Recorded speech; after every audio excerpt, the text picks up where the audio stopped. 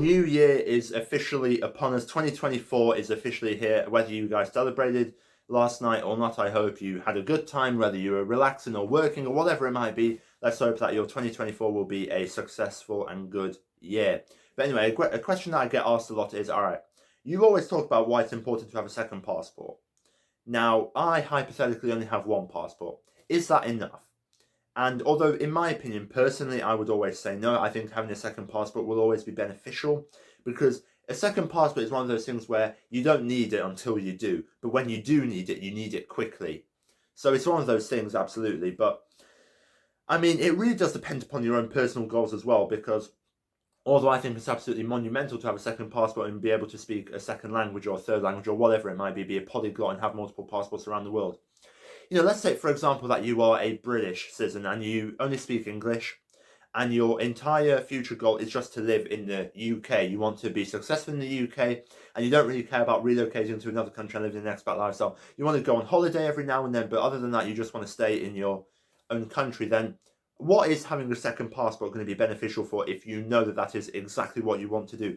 Why would you bother learning a second language now? While, yes, I always think it is beneficial. Let's say, for example, that you are aspiring to be a lawyer in the UK and you want to stay in the country and practice law here. Okay, cool, yeah, you can do that quite well, I hope.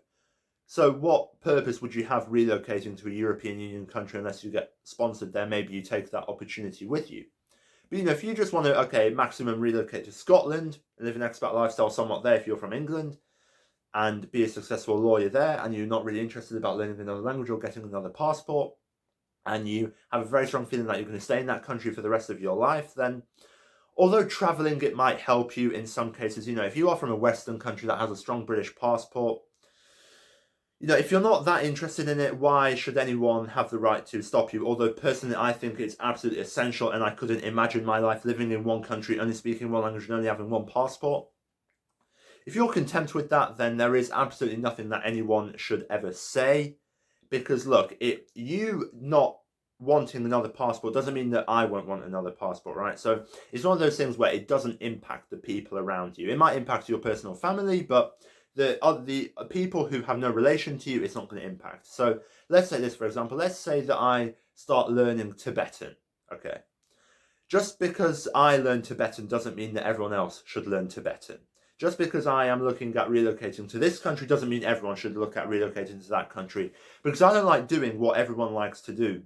I don't think anyone should be like that. So if you are not that asked about getting a second passport, although personally, if you only have one passport, I couldn't recommend getting a second passport enough. But if you don't care about it, you don't care at all. To be honest, I don't understand why you'd be subscribed to this channel, because that's literally all I talk about, really. But if you're not that asked about it, then I mean, look, hey, what can I do to convince you? I've made numerous videos about it before.